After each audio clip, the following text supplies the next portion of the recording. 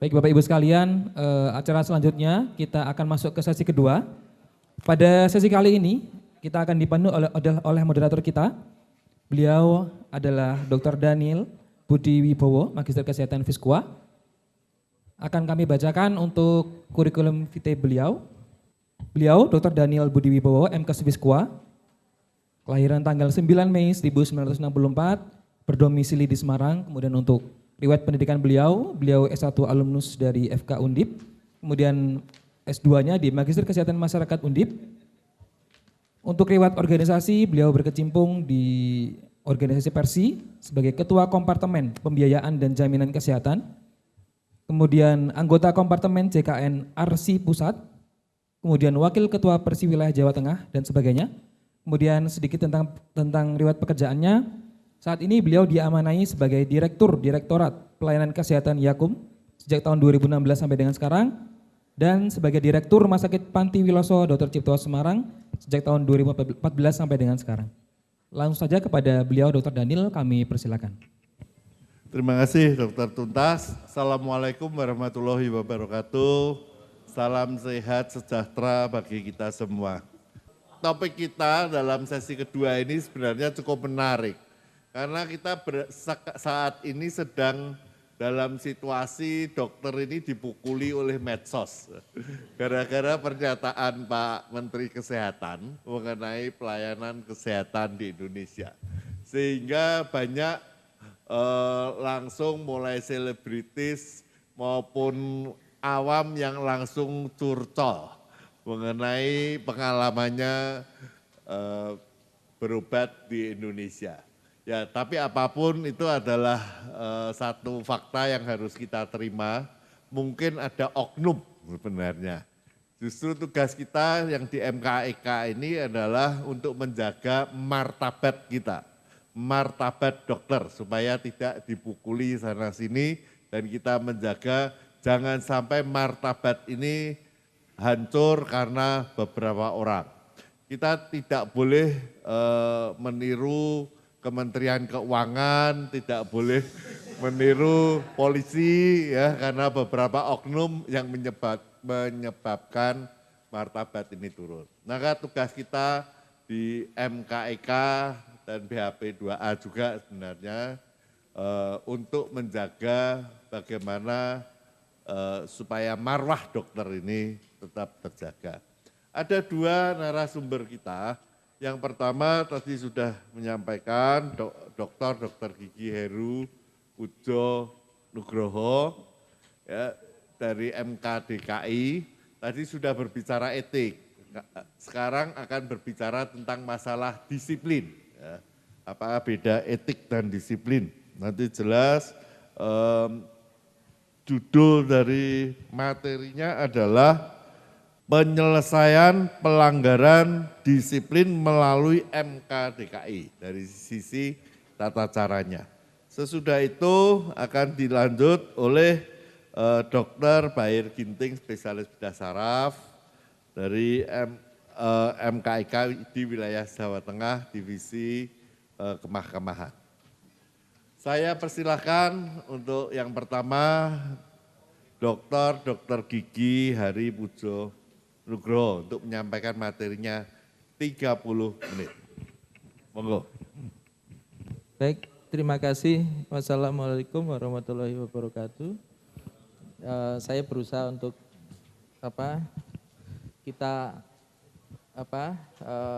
otak kita panas, bukan hanya perut. Tapi Bapak Ibu teman sejawat, mari kita berlogika saja ya, enggak usah terlalu ini, tapi berlogika yang umum aja. Saya akan mencoba untuk mengalir sesuai dengan logika yang ada pada kita umumnya. Jadi penyelesaian pelanggaran disiplin melalui MKDKI, Majelis Kehormatan Disiplin Kedokteran Indonesia. Saya sampaikan salam hormat dari Ketua MKDKI, Dr. Prasetyo Edi, SPB TKV, Subspesialis VE MH, yang hari ini beliau tidak bisa hadir. Jadi salam hormat bagi Bapak Ibu teman sejawat semua yang ada di sini. Sekali lagi MKDKI itu bukan lembaga penegak hukum, tapi penegak disiplin. Nah, kita itu adalah teman sejawat. Yang namanya menganggap sebagai saudara, itu kan kadang-kadang saudara itu, jangan gitu dong, tetap bandel, disenggol. Bandel juga, jiwit dikit gitu ya. Itu saudara. Kalau penegak hukum enggak gitu kan. Jadi kita kalau melakukan persidangan walaupun mungkin ada rumor, orang ini nih ganas nih kalau sidang nih gitu ya. Tapi itu dalam rangka saudara gitu ya. Pertama apa? Sebenarnya memang trias politika Montesquieu itu di Indonesia itu sudah tidak terlalu make sense. Kenapa? Kalau trias politika itu kan ada lembaga yudikatif, legislatif, terus eksekutif. Masing-masing punya perannya. Tetapi sekarang tidak make sense. Kenapa? Di lembaga legislatif itu ada fungsi yudikatif, badan Majelis Kehormatan Dewan. Di lembaga eksekutif, Kementerian Kesehatan, itu ada fungsi yudikatif. Apa itu? MKDKI ini. Jadi seperti model kuasi peradilan, tetapi bukan peradilan. Sehingga di Riau itu pernah bikin kan peradilan medis gitu ya. Maka saya akan bertanya gitu ya. MKDKI mau dijadikan peradilan, enggak salah. Kenapa enggak salah? Ini esensinya. Esensinya adalah pasal 55 ayat 1 Undang-Undang Praktek Kedokteran itu wewenang MKDKI itu adalah untuk menegakkan disiplin, bukan menegakkan hukum. Nanti bedanya apa? Di selanjutnya ada. Nah, di dalam penjelasannya, apa sih disiplin itu? Tadi sempat disampaikan oleh Dr. Joko. Apa sih disiplin itu? Disiplin itu apa? Ilmu. Dan penerapan ilmu, itulah disiplin gitu ya. Ilmu itu apa sih? Kalau Karl Popper bilang ilmu itu sifatnya falsifikasi. Di dalam dunia kedokteran kan kita mengenal benar ya. Ilmu hari ini yang ditemukan, ya kebenaran hari ini. Besok ada penelitian lagi, ilmu hari ini bisa jadi kurang tepat. Kenapa? Karena ada hal yang baru. Nah ini kan bukan norma. Kalau besok sudah ada ilmu baru lagi gitu ya. Terus dokter ini masih menerapkan ilmu yang sekarang, bukan yang terkini gitu. Dia melanggar disiplin enggak? Melanggar disiplin. Tapi apakah ini harus dianggap melanggar hukum? Ya jangan dong. Hukum itu KUHP kita tahun 68 baru ada KUHP baru itu tanggal 1 Januari 2023 kemarin. Berapa puluh tahun hukum untuk berganti. Ilmu. Sekarang ada seminar. Besok ada seminar, ganti lagi protokolnya. Nah ini kalau mau dijadikan pelanggaran disiplin menjadi pelanggaran hukum, ya terlalu jauh. Itu enggak ngerti esensi ilmu namanya. Nah, pasal 55 ayat 1, kaitannya apa sih pelanggaran disiplin itu menjadi pelanggaran hukum? Ini kaitannya. Tapi bukan berarti pelanggaran disiplin adalah pelanggaran hukum, bukan. Tetapi kadang-kadang itu berkaitan. Nah, kaitannya itu apa? Begini, di dalam aturan atau ilmu itu ada yang namanya standar profesi kan. Ada standar profesi itu merupakan bentuk dari kompetensi, ya kan? Nah, kompetensi itu disertifikatkan oleh organisasi profesi, perhimpunan, baru negara itu kan enggak punya tools untuk Anda ini kompeten atau enggak. Kan enggak ada. Yang tahu adalah perhimpunan dan kolegium atau organisasi profesi. Mengeluarkan sertifikat kompetensi, negara tutup mata, oke, kamu punya sertifikat kompetensi, kamu enggak boleh turun ke rakyat dulu loh. Yang punya rakyat itu negara. Maka negara memberikan yang namanya sertifikat. Ya. Terus habis itu memberikan surat izin praktek. Nah itu adalah hukum publik. Kaitannya adalah ketika kita tidak punya kompetensi, tapi kita melanggar, misalnya saya seorang GP, kewenangan saya sebagai seorang GP, terus saya melanggar kompetensi saya, berarti saya melanggar kewenangan saya, bukan? Nah pelanggaran kewenangan itu adalah urusan hukum publik. Nanti ada kaitannya ya. Pasal 275 KUHP yang baru. Nah, sorry.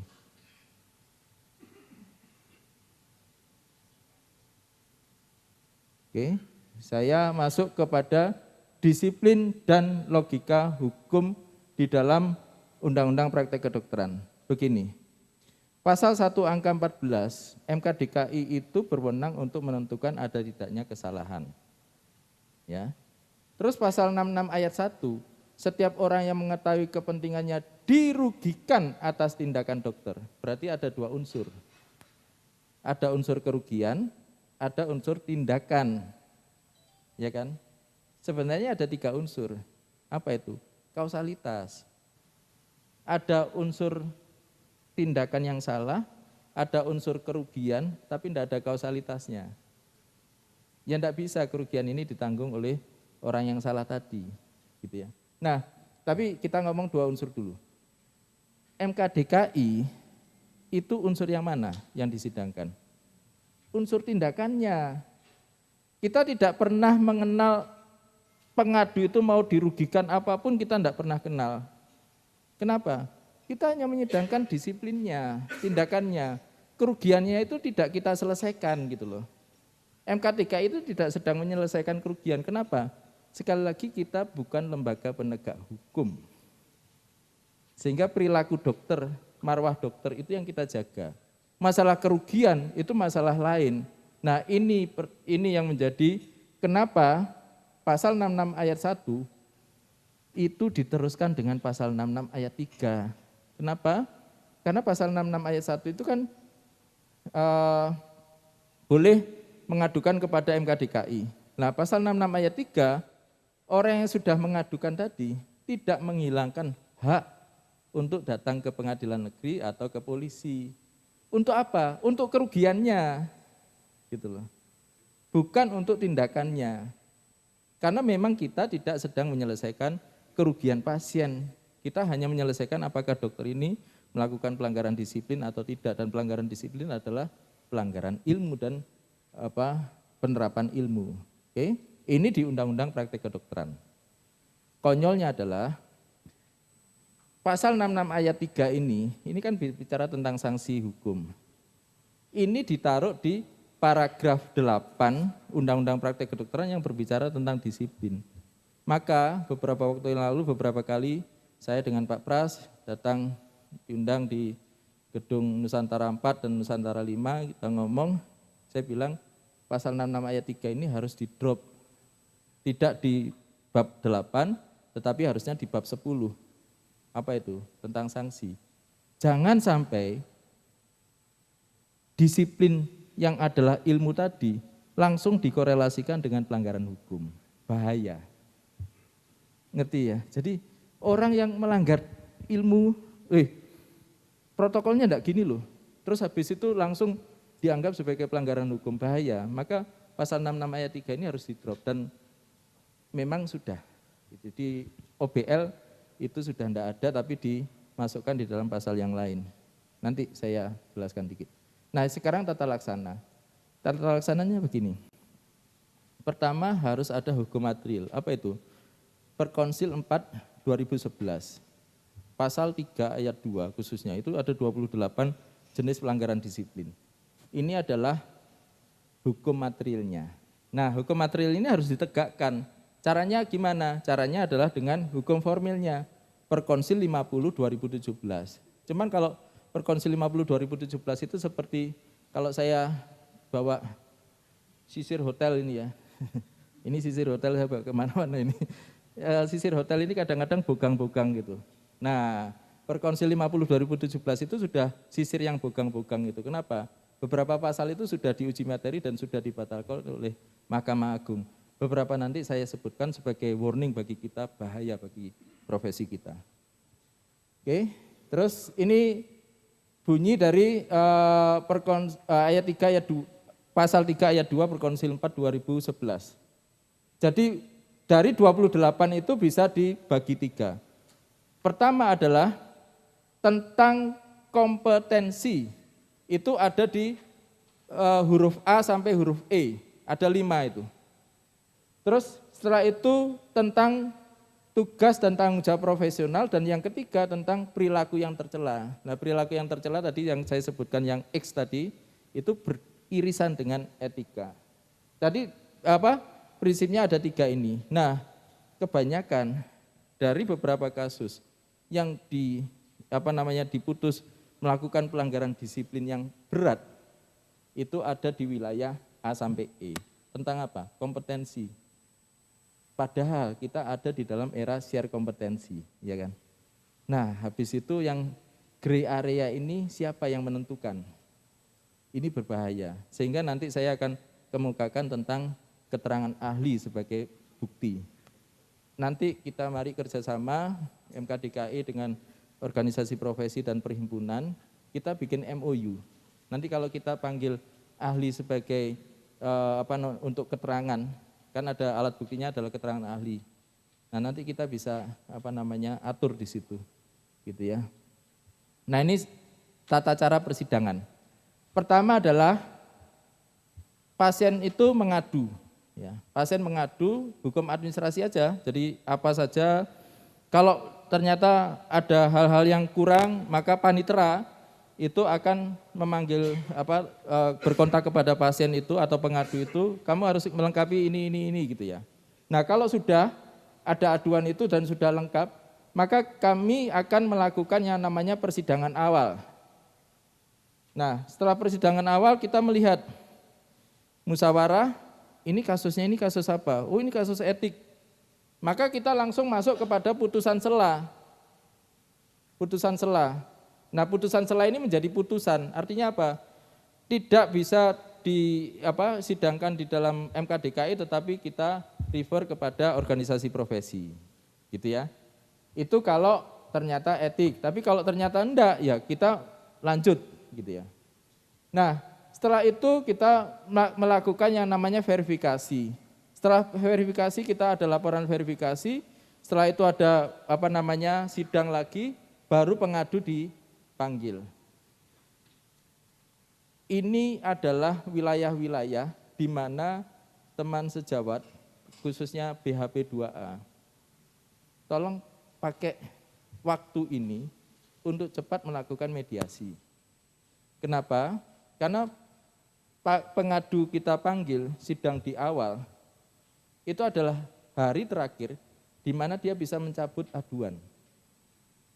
Kalau aduan sudah dicabut, maka tidak ada alasan untuk kita meneruskan, ya kan? Nah, aduan dicabut itu bisa banyak macam, bisa jadi karena mediasi salah satunya. Suatu saat ada di satu rumah sakit tertentu, saya terenyuh bener ya, terenyuh ini itu apa? Si teradu ini disurati oleh MKDKI, panitera, untuk dilakukan verifikasi. Kebetulan waktu itu yang ke rumah sakit itu harus saya ke sana gitu ya. 2 hari sebelum saya ke sana itu surat datang ke rumah 2 teradu. Yang satu seorang dokter spesialis, yang satu masih PPDS. Yang PPDS ini punya papa seorang dokter spesialis senior. Nah, si teradu ini dikasih surat, yang PPDS ini suratnya diterima oleh bapaknya yang spesialis senior tadi. Kaget. Anaknya kok diginikan. Malam sakit jantung meninggal. 2 hari kemudian saya harus datang untuk menemui verifikasi dengan teradu tersebut. Kira-kira perasaan saya gimana? Ini enggak enak bener. Enggak enak bener. Nah, verifikasi sudah jalan, habis itu saya ketemu dengan teman sejawat juga dari ID yang mendampingi rumah sakit itu, akhirnya kita ngobrol-ngobrol, ini mediasi aja lah, kasusnya juga seperti ini. Akhirnya memang dimediasi, selesai dan dicabut. Kita tidak teruskan. Nanti ada tata caranya. Kenapa putusan kita itu modelnya gimana gitu ya. Tapi mohon permisi saya tanya. Ini yang membuat saya dongkol dan marah sekali. Kenapa? Pasien ini main-main gitu loh. Enak aja. Ya bukannya terus saya minta ini diteruskan karena enggak. Pencabutan dan mediasi itu sesuatu yang sangat indah karena perdamaian kan. Tetapi Anda main-main mengadukan orang itu sudah bikin nyawa seorang dokter senior meninggal. Ini gak main-main loh. Jadi bagi saya pengadu-pengadu ini kadang-kadang sangat menjengkelkan. Menjengkelkan itu apa ya? Ya memang ada kasus yang memang kita harus sidangkan, tetapi banyak hal kasus itu yang main-main. Kenapa main-main? Nanti saya ceritakan di dalam slide jangka panjang menuju ganti rugi. Mereka itu cuman pengen pembuktian karena di aparat penegak hukum kita enggak punya alat bukti, cari di MK DKI gitu. Akhirnya ujung-ujungnya ya kita cuman sebagai salah satu alat bukti saja, padahal logikanya enggak demikian. Lalu setelah sidang pengaduan, sidang pengadu kita panggil, habis itu baru masuk kepada saksi, sidang saksi, terus pemeriksaan ahli, setelah pemeriksaan ahli, pemeriksaan teradu, setelah itu baru putusan. Kira-kira tata caranya seperti ini nanti bisa dibaca di slide lebih detail. Nah, alat bukti, ini penting. Di dalam persidangan MKEK maupun MKDKI saya rasa yang membuat suatu putusan majelis itu pasti berdasarkan alat bukti kan. Maka harus ditentukan alat buktinya apa. Harus ditentukan alat buktinya, jangan alat bukti, pokoknya semua bisa dijadikan alat bukti, tidak bisa. Untuk demi keadilan itu ya alat bukti itu harus ditentukan dulu. Nah di dalam MKDKI alat buktinya itu ada 5, surat, dokumen, keterangan saksi, keterangan ahli, dan keterangan teradu, gitu ya. Nah, untuk supaya pembuktian ini bersalah atau tidak bersalah, minimal 3 alat bukti plus keyakinan majelis. Loh, kok beda sama hukum? Kalau hukum kan cuma 2 alat bukti. Ini memang dibikin demikian supaya apa? Restricted benar. Kalau seorang itu benar-benar melakukan pelanggaran disiplin, itu atas 3 alat bukti, enggak main-main loh. Kalau hukum cuma 2 alat bukti cukup. Kita 3 alat bukti. Gitu ya. Lalu pasal 64, MPD menetapkan ahli, jumlah ahli yang diperiksa juga, ini ahli dari majelis ya. Ahli dari majelis. Teradu nanti juga diberikan kesempatan kalau mau mendatangkan ahli sendiri. Kenapa ahli ini penting? Karena ahli ini adalah seorang yang mengetahui secara ilmu, ya, secara ilmu dari teradu itu gitu loh. Ini penting. Jadi seringkali Bapak Ibu teman sejawat kalau memang mendengar misalnya, loh ini kok dikasih sanksi cabut STR 6 bulan. Kita ini tidak ingin sebenarnya. Tapi kalau ahli menyatakan ini tidak boleh, harusnya seperti ini. Nah, kalau gitu siapa yang menjustifikasi bahwa ini memang melanggar disiplin? Kita ini memfasilitasi saja. Gitu ya. Karena teman sejawat sendiri yang menyatakan ini tidak boleh, secara keilmuan ini tidak boleh memang gitu. Ini yang menjadi dasar gitu. Ini menjadi dasar putusan. Jadi bukan kita gitu. Yang dokter di MKDKI yang dari ID itu Dokter Pras, BTKV, Dokter Saleh bedah saraf, sama satu Dokter Rudi Sapulite, dokter umum. Nah kalau teradunya Objin gimana? Ya 3-3-nya nggak ngerti kan ilmunya. Maka ahlilah yang didatangkan. Kalau seperti ini gimana? Kalau seperti ini gimana? Gitu ya. Logika-logika itu yang dibangun. Nah, pasal 72 ayat 1 teradu berhak mengajukan ahli untuk mendukung tanggapan yang telah disampaikan dalam sidang. Jadi kan begini. Sebelum teradu itu kita sudah memanggil ahli. Ahli itu bisa jadi ahli penera, bisa jadi ahli pencerah. Maksudnya begini, seorang objin, maka ahli pencerahnya itu bisa jadi dari guru besar gitu ya. Nah, ahli penera, tera itu mengukur. Itu adalah objin di tempat lain, di suatu kota dengan kecamatan yang sama, di rumah sakit tipe yang sama. Kira-kira seperti itu. Kalau menghadapi seperti ini, Anda lakukan apa? Ini yang kita pakai. Sehingga keputusan itu sebisa mungkin adalah putusan yang memang benar-benar tepat. Lalu, nah, Bapak Ibu teman sejawat, MPD itu aktif mencari kebenaran material pokok aduan. Kita kalau dianggap, oh ini peradilan disiplin, peradilan medis. Tidak. Kalau peradilan itu hakim itu kan duduk. Yang membuktikan awal itu kan jaksa kan. Lah ini enggak ada jaksanya. Lah kalau ini MKDK itu menjadi peradilan medis, jaksanya nanti siapa? Kan enggak mungkin juga dari jaksa pemerintahan negeri kan. Konyol juga nanti dia cari buktinya. Maka harus ada dokter-dokter yang jadi jaksa. Dan nanti penyelidiknya siapa? Dokter-dokter yang jadi penyelidik gitu ya. Wah repot. Jadi kalau mau mewacanakan peradilan medis, mari kita berbicara lebih dalam lagi. Enggak cuman ada peradilan gitu ya. Tapi periferalnya itu harus dibikin gitu ya. Jadi kita ini aktif, mulai mencari alat bukti, mengumpulkan sampai menyidangkan, sampai memutus gitu ya. Nah, sidang bisa menemukan bukti pelanggaran di luar pokok aduan. Bapak Ibu teman sejawat bahwa pengadu itu kita panggil duluan, tapi sidang pengadu itu bukan alat bukti ya. Ini cuma mengklarifikasi kamu itu pokok aduanmu apa sih? Tapi dalam persidangan, kadang-kadang kita menemukan, bahkan seringkali, kita menemukan adanya pelanggaran disiplin yang tidak diadukan. Kita menemukan. Tapi kita tidak akan memutus pelanggaran disiplin yang bukan menjadi pokok aduan. Hanya yang pokok aduan saja. Gitu ya. Yang di luar pokok aduan walaupun dia melanggar disiplin, kita tidak memutus bahwa Anda melanggar disiplin. Kenapa? Enggak diadukan. Fair, ya mungkin fairnya adalah gini, Anda melanggar disiplin ada di dalam pokok aduan, ya kita kembalikan ke organisasi profesi ini pelanggarannya gini loh, tolong dilakukan pembinaan, tidak harus dengan sanksi disiplin. Putusan hanya berdasarkan materi pokok aduan, pemeriksaan ahli diatur dalam pasal 64 sampai 68, dan alat bukti keterangan ahli sangat penting karena yang dibuktikan adalah ilmu dan penerapan ilmu. Sekali lagi, ahli itu menjadi sangat penting.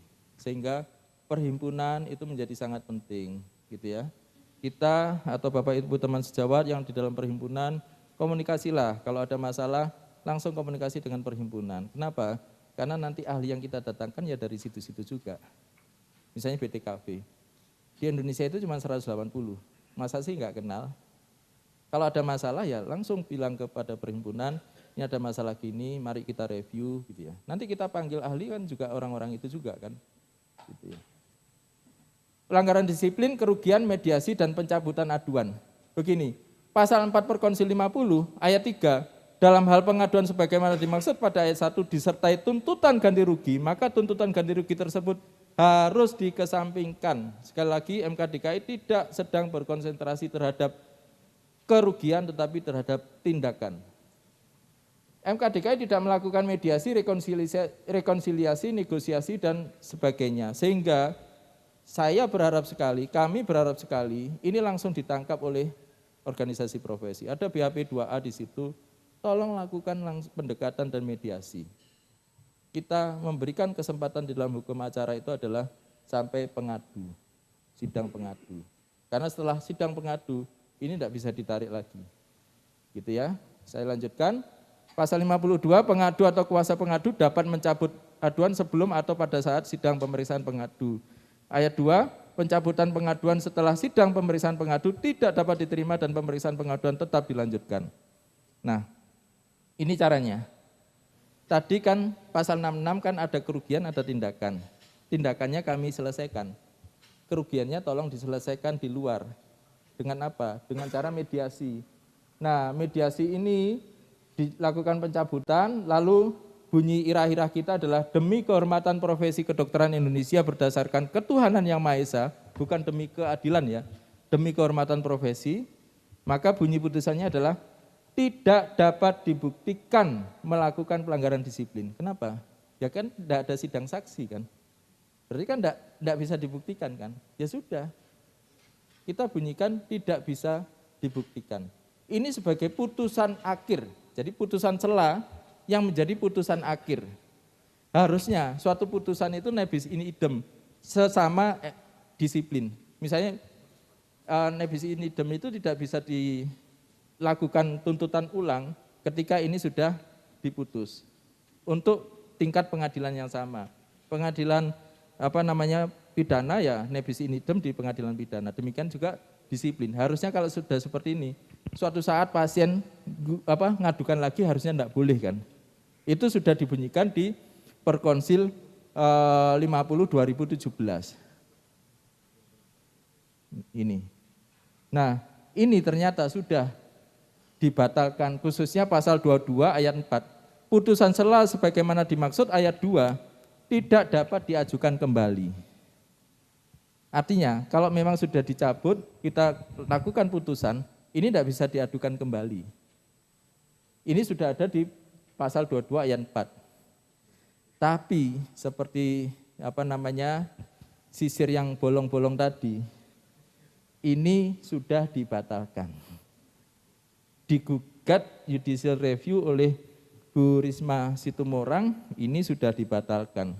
Artinya pasien itu masih bisa ngadukan lagi. Terus gimana? Ya sudah, mari kita berpikir ulang. Kami sedang mencari cara untuk merubah Perkonsil 50 2017 ini. Ya, mohon sekali dukungannya untuk kami bisa menata supaya ini tidak menjadi jeratan maut. Baik, Maaf dokter, 5 menit lagi. Terima kasih. Ini yang saya bilang, aduan MK DKI sebuah antitesis jalan panjang pencarian ganti rugi. Kenapa? Sebenarnya kalau hari-hari ini orang mengadukan ke MK DKI, itu kebanyakan itu karena mereka sudah mengadukan ke Polsek, Polres, atau Polda.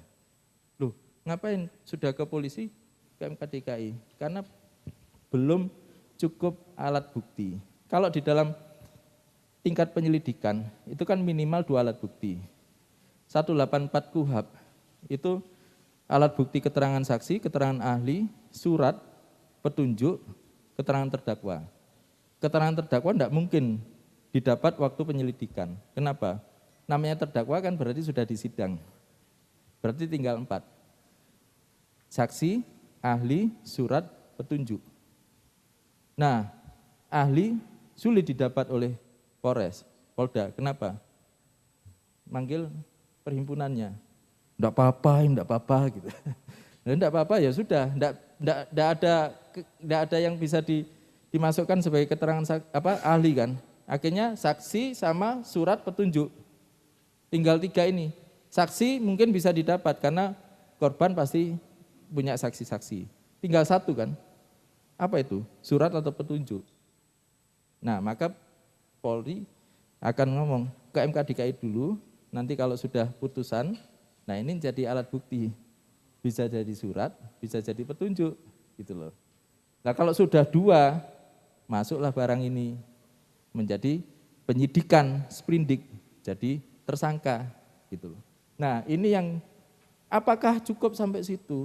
Mohon maaf teman-teman yang pengacara, dokter pengacara yang dokter. Pengacara yang bukan dokter, itu mana mau kalau cuma pidana? Enggak kan? Pasti setelah pidana, enggak usah pidananya selesai. Setelah MK DKI mutus pelanggaran disiplin, mereka pidana dan perdata kok. Kenapa? Ada kerugian yang bisa ditanggung, gitu. Nah, ini jalan panjang. Maka kita ini seperti orang MK DKI itu memang kamu anggap sebagai lembaga negara, kamu anggap sebagai main-main untuk cari alat bukti aja. Coba-coba cari alat bukti. Itu yang bikin saya dongkol dan seringkali marah kalau sidang pengadu. Nah, ini Undang-Undang OBL. Ya. Yang saya baca per Februari kemarin yang saya diskusi banyak dengan Nusantara 4 juga. Ini gini, pasal 320 ayat 1 tetap sama seperti pasal 1 angka 4, pasal 66 ayat 1. Terus ada pasal 322 ayat 4. Aparat penegak hukum wajib mengutamakan perselisihan dengan mekanisme restoratif justice. Jadi sudah dikunci sebenarnya bahwa perkara disiplin yang merugikan itu di restoratif justice dulu, mediasi dulu, gitu ya. Nah, terus habis itu pasal 327. Dalam hal tenaga medis bla bla bla perselisihan yang timbul akibat kesalahan tersebut terlebih dahulu melalui alternatif penyelesaian sengketa di luar pengadilan. Itu mirip dengan pasal 29 Undang-Undang Kesehatan, berikut penjelasannya. Yang dimaksud mediasi itu di luar pengadilan, bukan setelah di pengadilan. Sehingga make sense sekali teman-teman di BHP 2A itu benar-benar galakkan. Begitu ada teman sejawat seperti itu, tolong langsung dampingin, tolong langsung dimediasi. Kenapa? Karena ini perintah undang-undang juga kok. Maka kalau sudah seperti ini dan teman-teman yang CMED atau CMC segala macam itu punya draft perjanjian, di situ sudah disebutkan bahwa nanti tidak akan melakukan gini. Kalau wan prestasi maka akan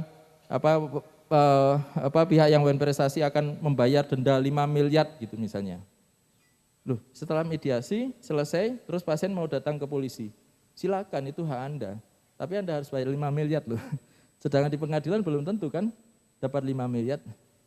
Kalau sudah seperti itu, maka pasal 328 yang sama persis dengan pasal 66 ayat 3 sudah tidak make sense. Boleh mengadukan kemana-mana, tapi wan prestasimu harus diselesaikan dulu. Karena mediasi gitu ya. Nah, logika pelanggaran disiplin dan perbuatan melawan hukum, ini tadi yang saya bilang, bahwa sebenarnya ternyata di dalam KUHP yang baru, itu melampaui kewenangan, melampaui wewenang, itu merupakan suatu perbuatan melawan hukum atau wedrek delik. Padahal kewenangan itu berkorelasi dengan kompetensi. Kompetensi itu berrelasi dengan ilmu dan penerapan ilmu. Ini kalau menjadi wedrek delik, berbahaya. Perbuatan melawan hukum, bukan hanya perbuatan melanggar hukum. Mungkin itu yang bisa saya sampaikan. Terima kasih, mohon maaf kalau ada kesalahan. Wassalamualaikum warahmatullahi wabarakatuh.